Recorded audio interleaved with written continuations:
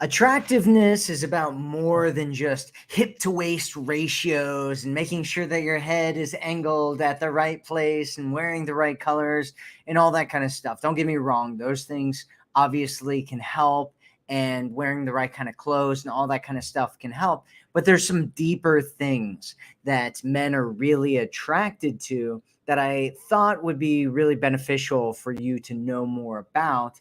And so that's what we're going to be talking about today. If you want to be more attractive to men, there are very specific things that you can do to make him feel more attracted to you. Hello, my name is Matthew Coast, and welcome to my channel. Today, we are going to be talking about the 5 things that men find highly attractive in women. And if you're ready to know what those things are, type yes into the chat and let's get started. So the number one first thing is having a sense of humor.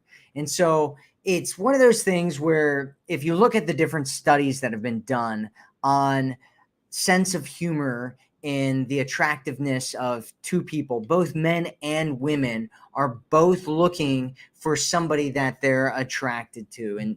There's a very clear and distinct difference if you haven't heard about this yet. And it's that, excuse me, it's that women look for men who will make her laugh, whereas men look for women who think that he's funny. And so it's one of those things where like men are trying to be funnier, but you don't have to be as funny. It's actually better for you because as a man, we have to learn how to be funny. Whereas women, as for you, you just have to learn how to laugh a little bit more, right? So here's my suggestion on this one. Allow yourself to be won over by a man's humor. If you want him to feel more attracted to you, allow him to be funny to you, right? Allow yourself to be won over by the jokes that he tells and whatever he's saying. You'll have a better time, he'll have a better time, and you'll both end up liking each other a lot more if you do this. And here's what I suggest that you should do. Just practice laughing. Practice just laughing at yourself, laughing at life, laughing at different comedies, or just practice getting into a laughing mood and enjoying and laughing and having fun. It's actually a very, very attractive thing that you can do. If you're here with us right now, say hi in the chat and tell us where in the world that you're watching this from. It's cool to see women from all over the world watching these live streams. Number 2 is playfulness. And so love is not serious. It's playful and it's fun.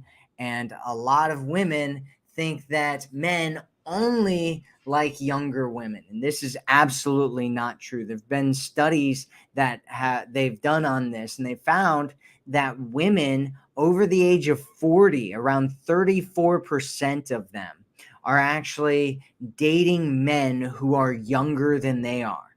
And this is sometimes 5 years, sometimes 10 years, sometimes even 20 or more years younger than they are. It is absolutely not true that men only like younger women. There's a guy that I know who's a player in the men's dating industry, and he recently got married. And the woman that he got married to is older than he is, right? And it's kind of funny, but I've seen this over and over and over again. And there's a lot of guys. I know a lot of guys. There's actually another guy that I know in the men's dating industry who got married to a woman who's older than he is as well. And we hear it a lot in our community. There are tons of women. I have a video about the different things that make women who are older more attractive than some of the women that are younger. And there's a lot of great things. There's a lot of really attractive things about older women. However, you shouldn't act like an old person. If you don't know what I'm talking about with kind of being an old person, it's like when you're all like, you you've like given up on life, or you're just like overly critical of everything, or you're just jaded and all that kind of stuff, that is not attractive, right? Being an old person, like having an old person's mindset, is not attractive. It is attractive, however, to have youthfulness, right? Men are attracted to youthfulness, and the fastest way to be youthful is to be playful. And so we're getting back to it, right? So obviously there's a time and a place for everything. It takes emotional intelligence to know when to be playful and when to be serious. You don't want to be playful at the wrong times, but you do want to have some fun in most situations when you're interacting with a guy and you want him to feel more attracted to you. Then you want to be playful. You want to have fun. How can you let go of the tension and the stress that has you bogged down in life? And how can you get a childlike curiosity and wonderment and a feeling of just playing, like a mindset of just being in play, right? And having fun and just, doing all these things, kind of picking up things from your youth, right? From your youthfulness, and pulling that into a situation and a connection that you have with a man. That's really, really powerful. Number three is owning yourself. And so this is actually what most people are talking about when they talk about confidence being attractive. But what they really are talking about is owning yourself, because confidence in itself isn't really, it's kind of attractive, but what's really attractive is someone who just really like takes charge of themselves and just, owns their body and owns who they are and owns everything, right? If you're constantly insecure and you're not sure about, your value and your worth and whether you're enough for a man and all that kind of stuff, that is not attractive at all, right? Taking on this thing where you look at yourself and you own a part of yourself, that's really attractive. But you might be thinking right now, but Matt, how do I do this in the real world? What are you actually talking about? How do I do this? And so let me give you a hint on this. It's all really about how you feel about yourself. And so there's a concept called the self-image, and having an image in your mind of yourself that you're proud of and that you love is really what we're talking about here. And so how can you look at yourself in a way that excites you and makes you proud? Here's what I suggest that you do. Every night before you go to bed, do this. This is something that I do every single night. Ask yourself what you can be proud of, and don't go to sleep until you can find at least 5 things. Like I said, I do this every night, right? And I just come up with things from the day, things from my life, things from, different parts of who I am and what I've done and what I've created in my life, things that I've gotten through, things that I've persisted, any of that kind of stuff, any kind of accomplishments or anything. And if you really start doing this over and over and over again, you'll start finding that you can just create a huge list of different things. And then you'll start feeling more calm and more collected and more like your life has been really full of treasure, and that you can really be proud of yourself, and that you're a really awesome person, and that you're a more awesome person than you probably give yourself credit for. And so the whole point is to get yourself to this place where you see how awesome it is that you are. Does that make sense to you? If you get what I'm talking about right now, say I get it in the chat. If you don't get what I'm talking about, go ahead and ask whatever questions you have, and I will get to them here in just a little bit. So number 4 is generally positive. So you don't have to be positive all the time, but you want to be generally positive. And when I actually posted a video that was saying that I was going to be doing this video, I actually had a woman get on there, and she commented something about how she's old and she's not attractive and nobody wants her, and she's better off being alone and all that kind of stuff. And that's like that's the opposite, right? Who wants to be around somebody who's like just negative Nancy all the time? You don't. Nobody does. Nobody at all. So let me ask you something.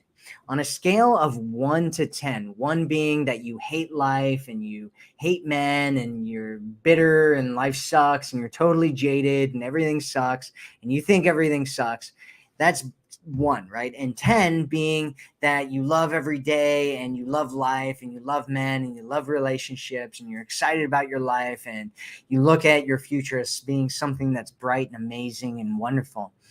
Where do you fit? Where does your emotions fit on that scale of 1 to 10? Where are you? Post it in the chat. On a scale of 1 to 10, where are you emotionally?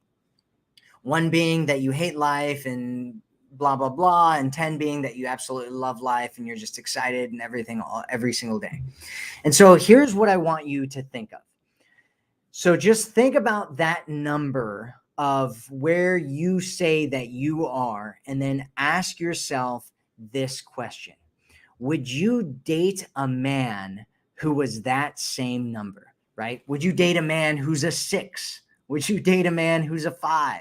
Would you date a man who's a 7 or a 4, right? What is your number? And would you date a man who is that number?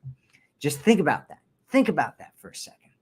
And if you need to make a change here, because maybe you're on maybe you're a 10, maybe you're a 1, who knows? But if you need to make a change here, it can take some time because this is simply a habit. It's a habit that you develop over time, and it's not who you are. Sometimes I get women that are like, well, I'm just a negative person and that's who I am, right? And it's only who you are if you take that on as an identity. In reality, it's something that you picked up probably years ago, and you've done it so many times over and over and over again that you've become really comfortable with it. And so you think that's who you are, but it's not really who you are. It's just what you're doing.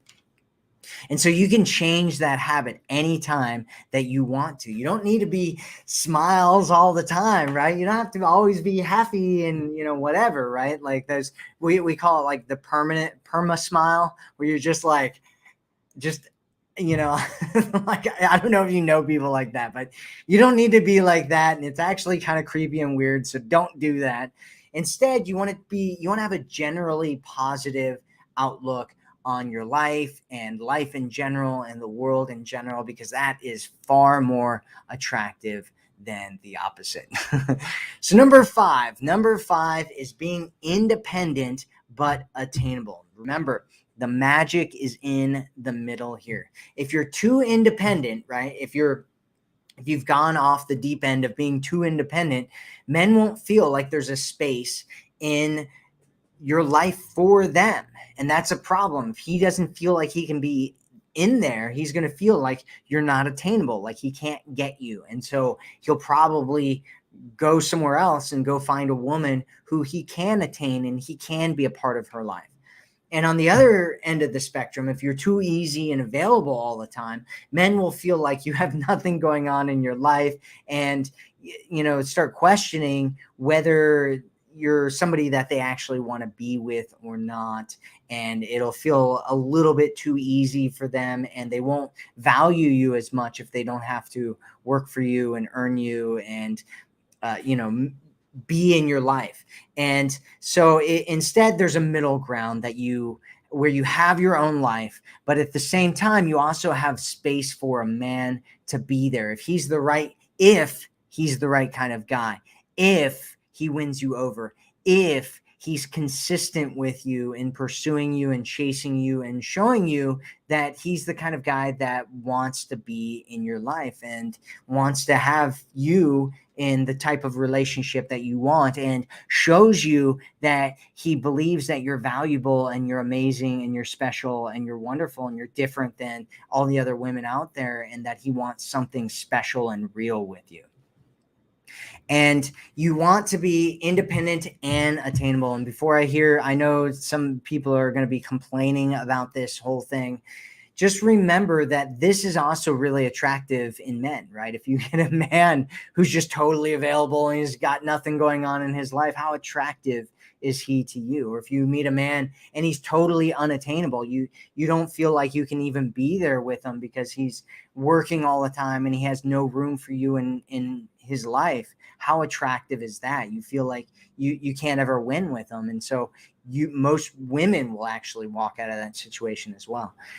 And so that I'm going to go back over the 5 again. If you have any questions, go ahead and post them in the chat and I will get to them here in just a minute. So going back over the 5 things men find highly attractive in women. Number 1 is having a sense of humor, laughing at his jokes. And he can laugh at your jokes too. It's no big deal, but it's actually more important for most men psychologically that you're laughing at his, because he wants to feel like, he's won you over. Number 2 is playfulness. Playfulness is, it's something that love is not serious, right? Love is playful. It's there's kind of this childlike wonderment to love and connection, right? And that stays there forever. If you look at old couples that have been together forever, they still play together. They still tease each other. They still laugh. They still tickle each other and all that kind of stuff. It's really awesome. Number 3 is owning yourself. So this is the real thing that people are talking about with confidence. And what we're really talking about is having a powerful self-image that you are proud of. Number 4 is being generally positive. You don't have to be all smiles all the time, but you do want to have a great outlook on life. And then number 5 is being independent, but also attainable. And remember that the magic is in the middle. Magic is in the middle, people. Magic is in the middle. Hello, everyone. It's good to see you. Nadine says, Matt's right. I see it all the time where I live. So, hey, if it feels right, do it. Okay. Patty says, seriously, I'm not joking. They want food and you to be secure with a big pantry. Why don't you call it what it is? That's attractive in today's world. I think that's attractive in every time frame of ever in the past, right? Men always like food. I love food. If you want to be my best friend, bring me some food. We will be best friends. We will be best friends. We will be best friends. All you have to do is bring me some food and we will be best friends. Best friends. All right. So what do we got here? Who has a question for us? Who has a question? Who has a question? What do we got?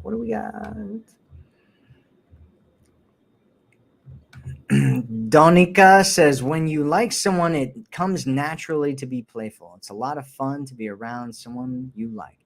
Yeah, and sometimes what happens is people get stuck, right? People get stuck in different things. And if you're stuck in kind of the serious mode and you just don't know how to be playful and get into that playful space, or you're stuck in that mode, so it's really difficult for you to get there, then you can just break out of it, right? And just change and start doing something different until you start consistently being more playful more often, right? It's good to practice. It's good to practice. It's good to practice. It's good to practice. Shantae's been with her significant person, special person, since she was 16, and she's 2.5 years older. There you go. There you go. It's just in Colorado. Lots of people get it. Get it. Who has a question? Wow, lots of 10s in here. It's cool to see so many 10s. Yeah. It's really attractive. It's really, really attractive. All right. Okay.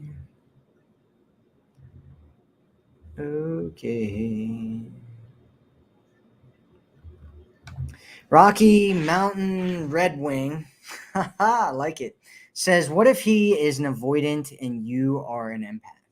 Well, Rocky Mountain, I mean, it's one of those things where you need to first off question, like, I don't know what challenge you're having with him. My guess would be that he's kind of pulling away, and you're kind of feeling things, and you're kind of getting frustrated with the fact that he's pulling away or something like that. And I mean, there's a whole bunch of different things there, right? Like, first thing that I want to say is that you don't want to force anything. And so you shouldn't be forcing things. If you're an empath and you want somebody that is more on your level, you might want to wait out for somebody that's more on your level, and don't just go for somebody just because you feel something for that person. That's one of the biggest mistakes that I see a lot of women doing, is they're like, oh, well, I feel it for this person, and so we have to make it work out. And if you want to, and you're both dedicated, like when two people are really committed to something and you're in a committed relationship, that's great. If you're not in a committed relationship and you're not both trying to make things work out, then you're kind of on opposite spectrums when it comes to things like your emotions and whatnot, then it can be really, really difficult to end up in a situation that you want to end up in. But if you're both committed, which is one of the reasons why I talk about in my Forever Woman program, if you haven't checked it out yet, it's at theforeverwomanformula.com.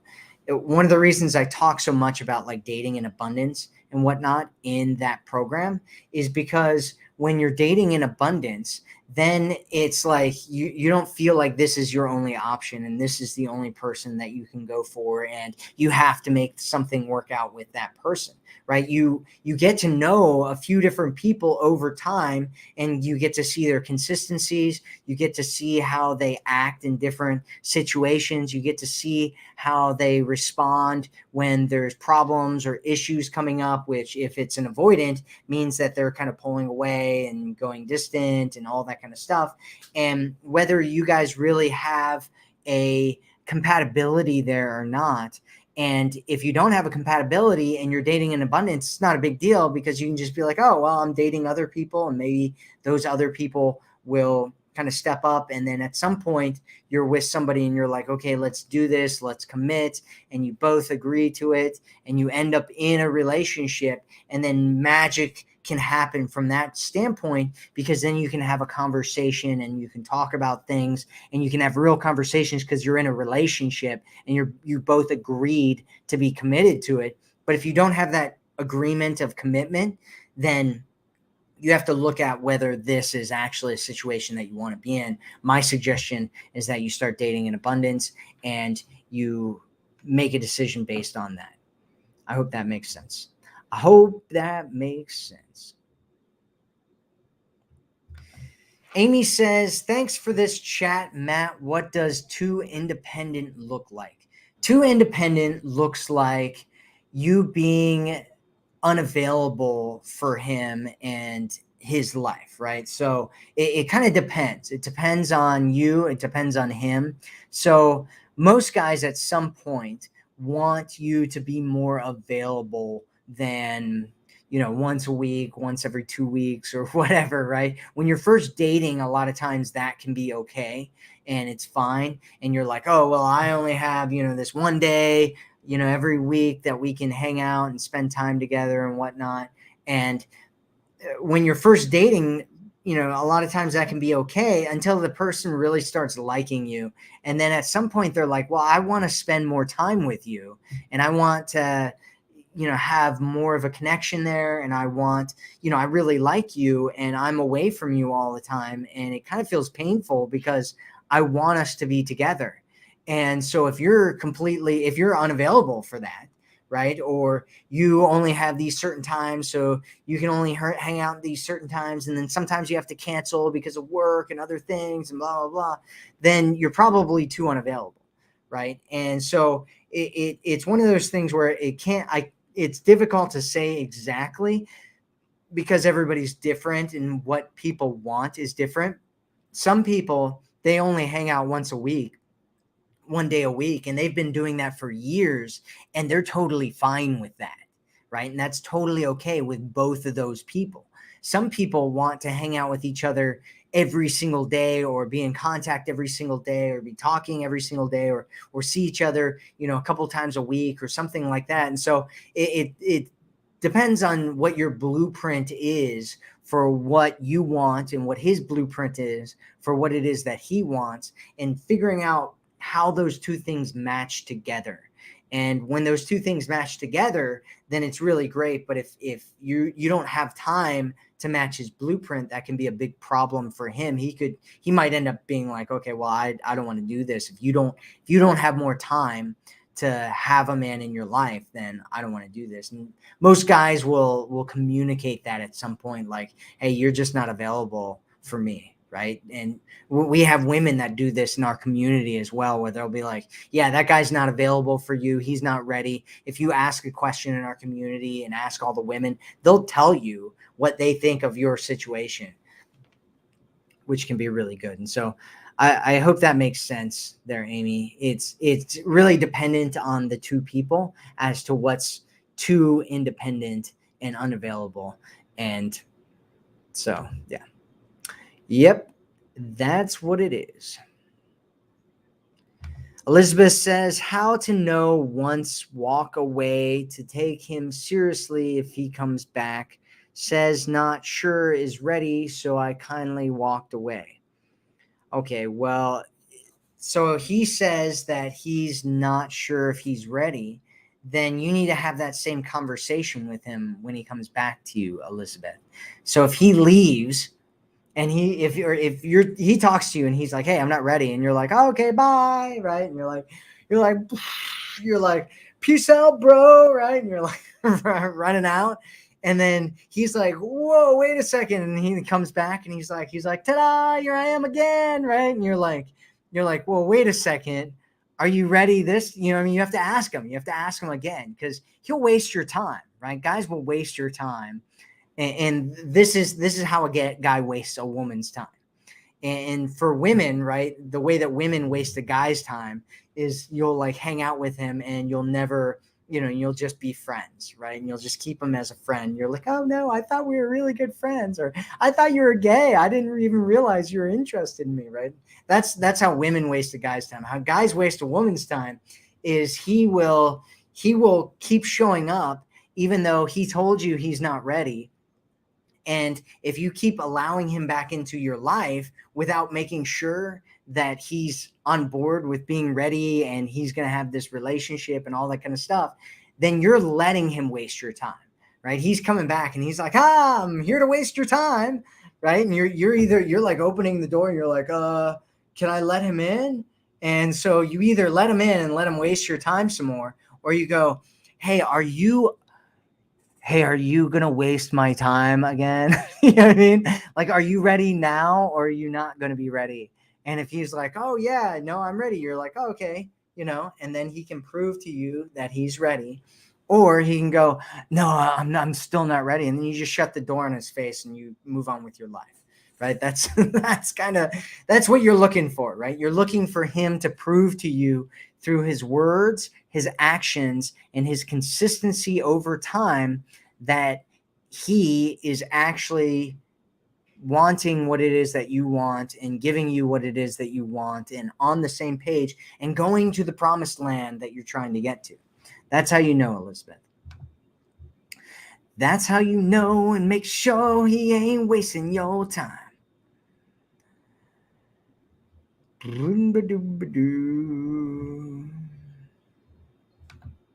CB says, question, how long should you wait to date a divorced man to ensure you're not a rebound relationship? Well, here's what you should do, CB, is you should do what I talk about in the Forever Woman program, where I talk about abundance dating and having kind of these different options with men and him being in your rotation, right? And you just give him some time to prove himself, because over time things will come out. Like this happens with everybody.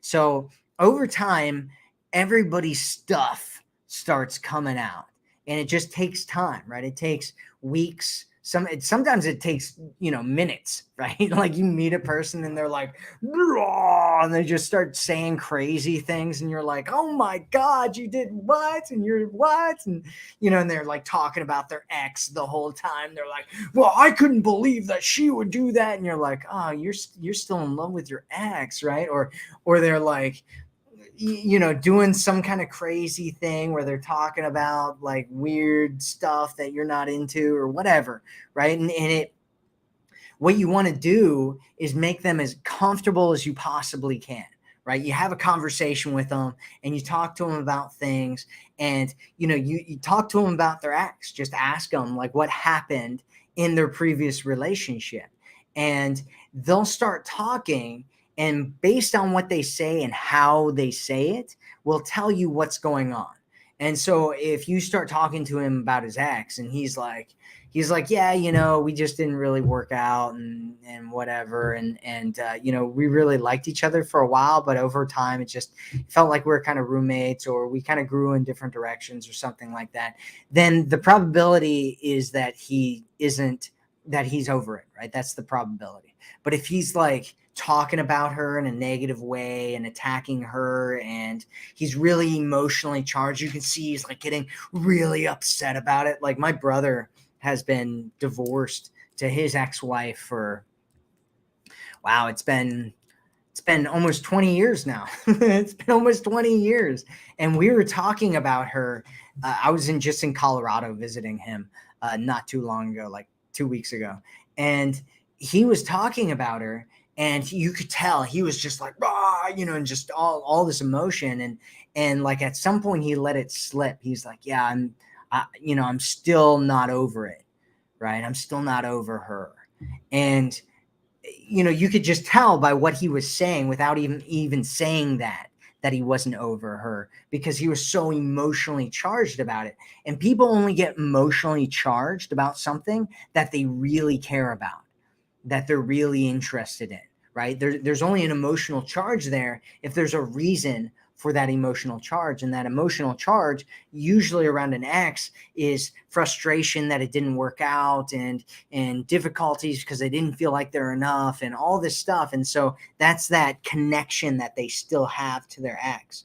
And so you just want to talk about those things, and he'll let them slip, right? He'll let it slip at some point over time. And that's why you want to give them time. You want to give all guys time. And the more you give guys time, and my suggestion, the best case scenario is, I was just talking to a friend of mine yesterday about this, is the commitment swap. I call it the commitment swap, where you don't get physically intimate with him until you swap commitment, right? That is the best case scenario for you, because it cuts out all the rest of the nonsense out there.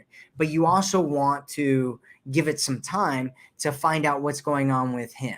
And he should give it some time too, because you probably have things that come up as well. And you both want to find out about each other's things before you totally like commit to being in a real relationship long-term with each other.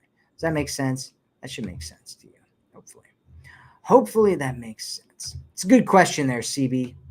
Good question. You definitely don't want to be a rebound. Fiona just sent me $1.99. Thank you, Fiona. You are awesome. You are awesome. So thank you. Thank you so much. Thank you so much. All right, so let's see what else we have here. What else do we have here? Rhonda says, some men don't see anything positive in as much as you try to. Yeah, I mean, some women don't either, right? It's just people. There's a lot of negative Nancys in the world. Lots of negative Nancys and Nelsons. Negative Nelsons and negative Nancys.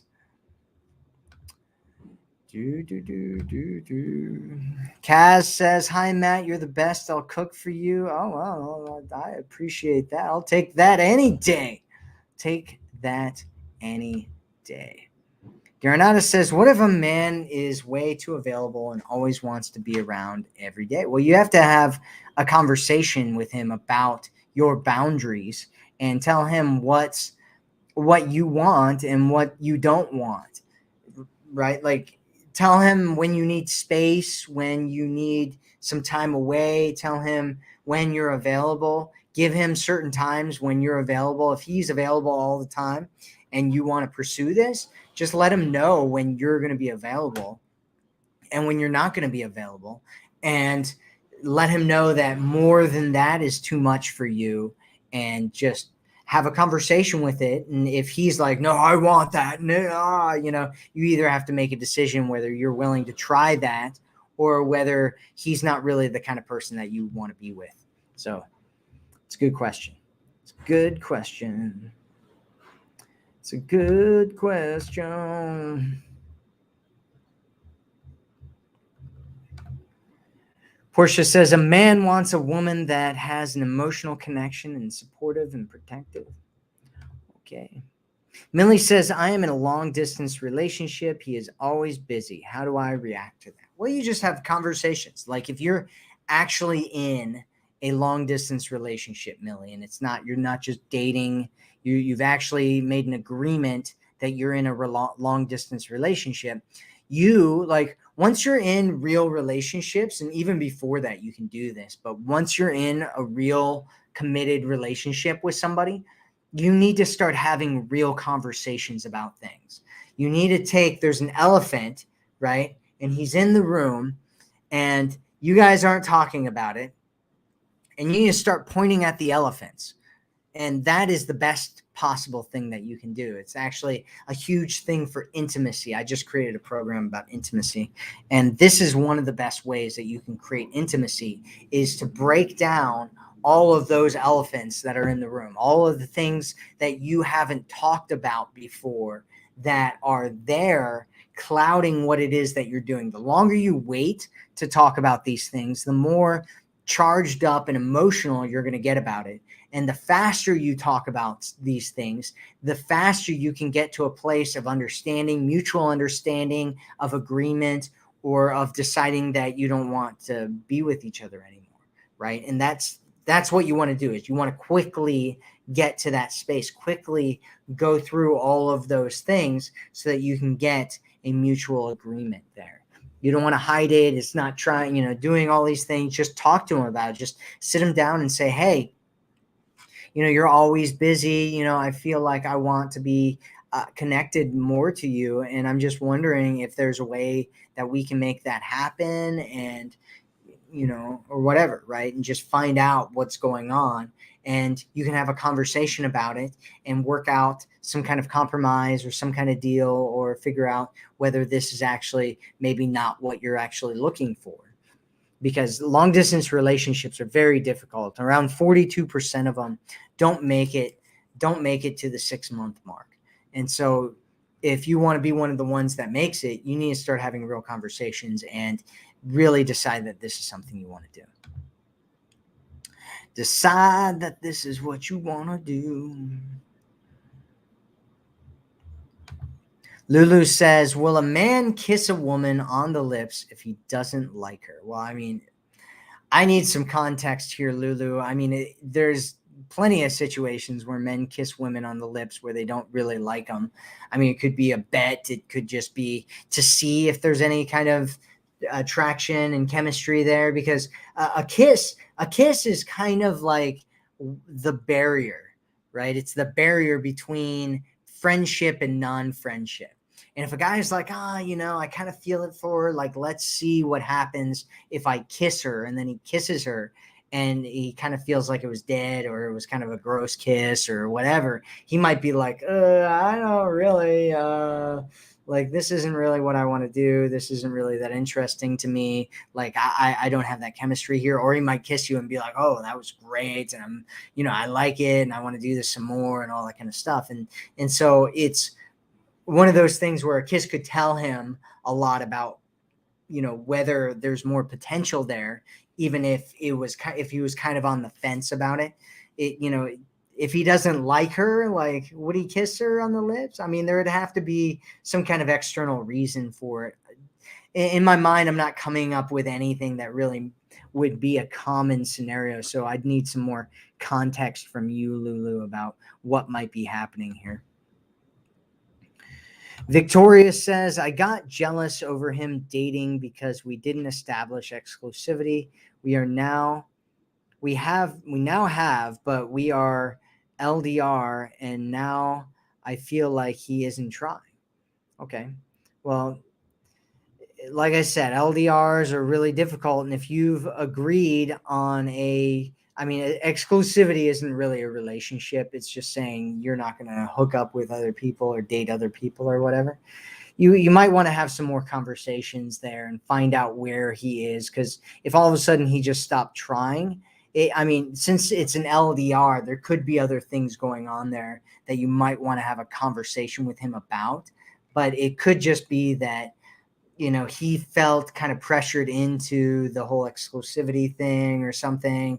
It's difficult to say without you actually having a conversation with him, or, him being here and us talking to him specifically.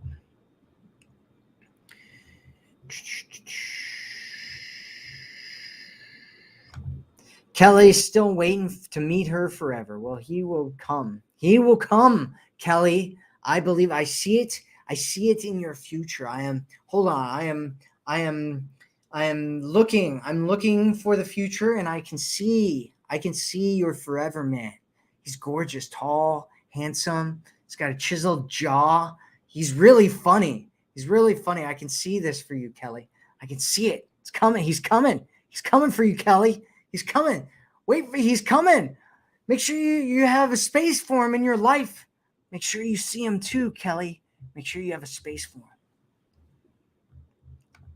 Sandy says, I have a question. Well, I have an answer, Sandy. I have an answer. Bonnie says, hi, Matt. Do women need to be beautiful physically to attract men? Well, it depends on what you mean beautiful physically. Are men attracted to beautiful women? Yes. Do physically attractive women get men's attention? Absolutely. Is there more to attraction than just physical beauty? Yes. And you want to stack all the cards in your favor, right? You want to take care of yourself. If nothing else, you want to take care of yourself physically, because taking care of yourself physically, from like an eating and an emotional and a mental and like taking care of your skin, taking care of your diet habits and all that kind of stuff, is really, really important. Not just from a looking physically attractive. There's a lot that you can do by just being in shape and taking care of yourself and all that kind of stuff to be physically attractive.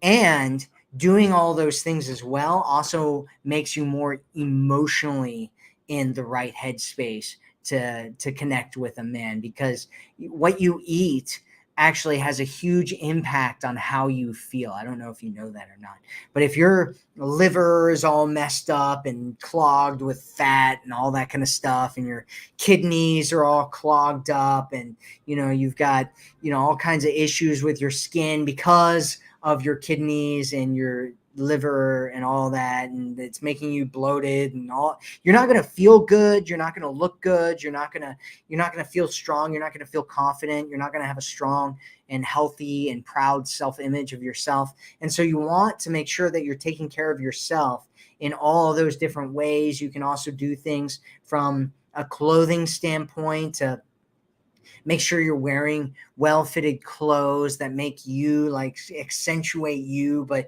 there's nothing better than really owning yourself, right? Owning your self-image and who you are, and strutting in and being sexy. You want to be as sexy as much as you can there, Bonnie. And so it kind of depends, right? Like, men have many different standards for physical attractiveness. I know guys that are into all kinds of different things, right? Some guys I know like women that are pretty thick. Okay. Some guys I know like women that are really thin. Some guys I know like tall women, some like short women, some like, Asian women, some like white women, some like everything. And so you don't want to get overly wrapped up in trying to be physically the right thing for all guys, because it doesn't exist, right? Some guys are into butts and big butts, and some guys are into small butts, and some guys are into big boobs, and some guys are into small boobs or even no boobs, right? And so it really depends on the guy, and like getting overly concerned about that is just, it's not a good idea. Instead, you want to work on your emotions and your confidence and how you look at yourself and you feel about yourself and taking care of yourself. And that is a far better way to address the situation. Sheila says, I never catch you live. I listen to you all the time, and I'm using your advice. It works. Can't thank you enough. Well, thank you, Sheila. Thanks for being here live. I'm glad you caught me live, and I'm glad you're here, and I'm glad you're using my stuff, and I'm glad that you're telling everybody it works, because it does. It works. So thanks for saying that, Sheila. You are awesome. You're awesome, Sheila.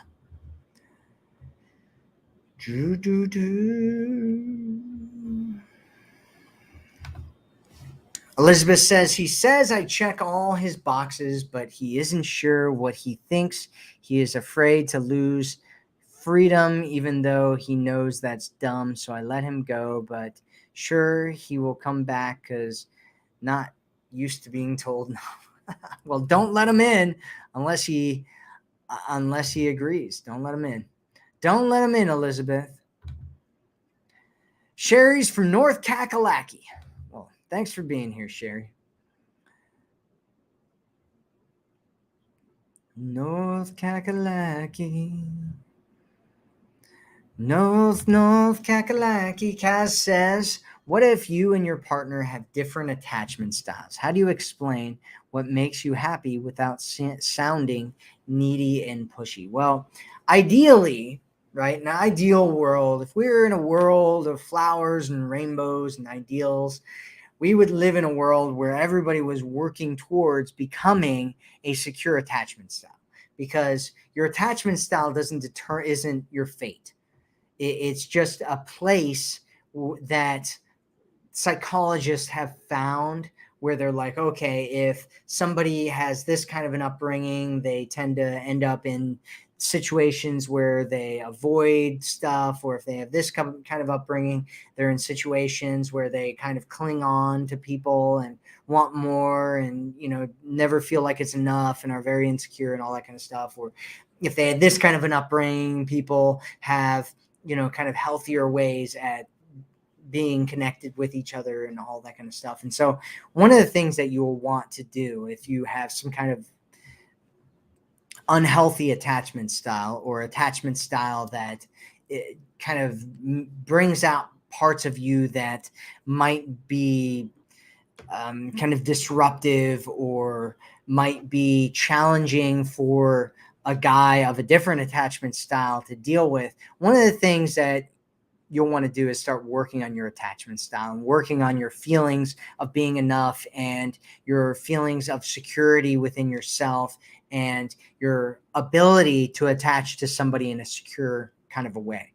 And what you want to do is start communicating what's going on with you to the guy, and not in a way where you're like, you need to do this and I need you to do that and all that kind of stuff, but just in a way where you're like, hey, this is what's been going on with me in the past. This is how I've been. There are times when I get like this, and when I get like this is what I need. There are different things. Like, I'm just going to assume right now, Kaz, that you're coming from an insecure attachment style.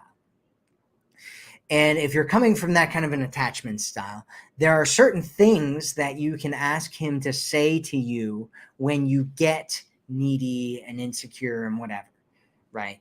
And one of those things might be something like, hey, babe, I'm not going anywhere, right? If you're coming from an attachment style where you get needy and clingy and insecure a lot, that might be something that actually calms you down when your partner says it. Or just find other things that you depending, I don't know what attachment style you are, but depending on what your attachment style is, communicate to your partner what would help you when you're being like that, and make sure you're working on your own stuff. Don't get into the world of, oh, I'm this attachment style and this is my identity, and oh, it's never going to change, and oh, you need to start doing things differently because I'm this attachment style and you know that, right? You don't want to come from that standpoint at all. Instead, you just want to communicate what's going on with you and figure out what's going on with him. And if he's in a place, right, like let's just assume for a second that he's an avoidant attachment style and he needs space. And so what you want to do is talk to him and just say, hey, if you ever need space, let me know. Tell me about it. That way, I get what's going on with you and I know that you're not trying to be hurtful or something to me. And then you can find other ways to deal with your attachment style if he's not available for you, where you can go and connect with other people and all that kind of stuff. Does that make sense to you, Kaz? Does that make sense? Tell me if it makes sense to you, Kaz.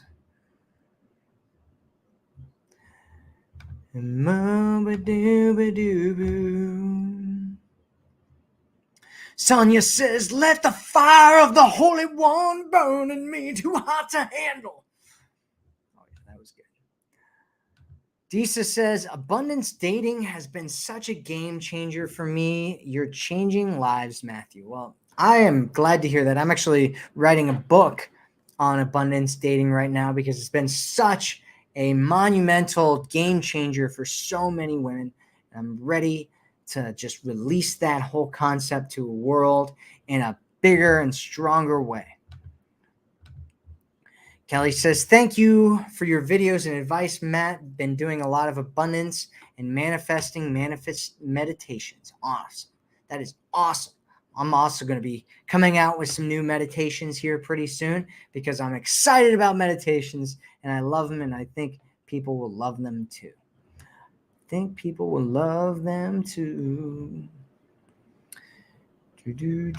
Donica says, if you are perfectly fine to be by yourself, prefer a partner, but don't need one unless it is the right man, is that an alternative to dating in abundance if where you live that's not possible? No, Donica, that is not an alternative. If you're like, if I don't need someone in my life at all, is that the same as dating in abundance?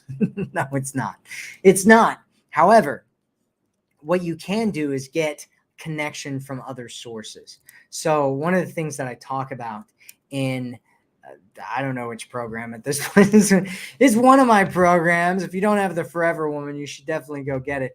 But in one of my programs, I talk about the idea of abundance of connection, because there's a lot of different types of abundance. Just one of them is dating multiple men, but there's also an abundance of connection where you're getting connection from different sources. The problem with going into a situation where you're not in abundance is that you're going to start getting all of your needs met, even if you don't feel like you need to get them met. If you start getting them met by just one source, then it's like, if you're really thirsty and there's only one place to get water from, and you're like, I'm really thirsty now. I haven't drank anything in a long time. And there's one puddle over here, and that's the only puddle. But there's, a dog splashing in a puddle, and there's a kid and he just peed in the puddle. Do I really want to drink from this puddle? But it's the only puddle, and I'm really thirsty because I haven't had a drink in a long time, right? That's scarcity, right? And that's why it's important to get into abundance of some sort. And if you absolutely can't, if you're just like, there is no possible way in the world that I'm going to get into abundance of options with men, the second best thing is to get into abundance of connection, which is getting your connection from a multitude of different sources, whether it's men, whether it's friends, whether it's animals, whether it's trees and nature. Maybe you're a tree hugging kind of person, or maybe you like to go and like play with animals and stuff and it makes you feel connected. Or maybe you're like a spiritual being and you're like, Ma, and you like to meditate and that makes you feel connected to everything in the universe. Whatever makes you feel connected, do that a lot and get into that connection a lot. That way you're not getting all of your connection from this one dude. Does that make sense, Donica? Does that make sense? Does that make sense? Does it make sense? Does it make sense? Oh, Tina says, you look handsome, Matt. Oh, thank you. Thank you, Tina. I appreciate that. I appreciate that. Farrah says, thanks, Idol Matt. This topic is so interesting. Elizabeth says, you are the best. Thank you. You are welcome. You are welcome. You are welcome. Abundance dating is good. It is good. It is good.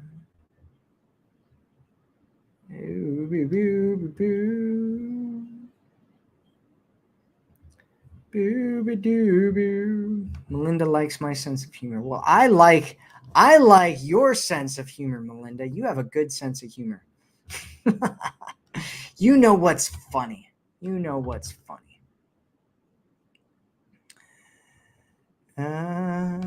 Lulu says, he kissed me, but I turned my face.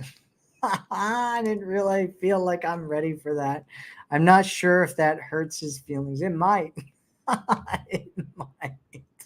It might. It might. It might. Doobie-doobie-doo. What else do we have? What else do we have?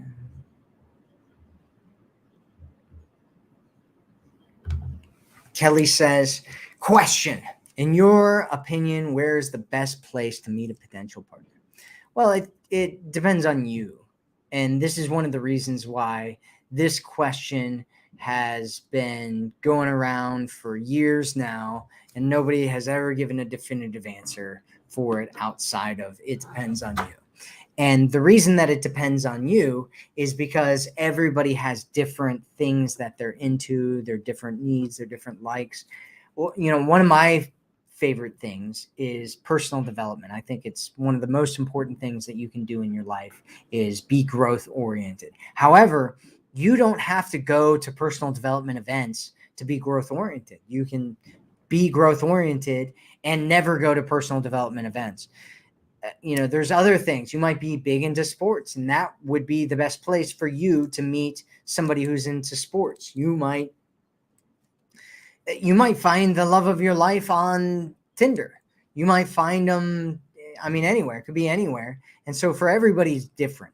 It's different. What you need to do is look at the different types of places that you would, what kind of what does it mean to be a quality man to you?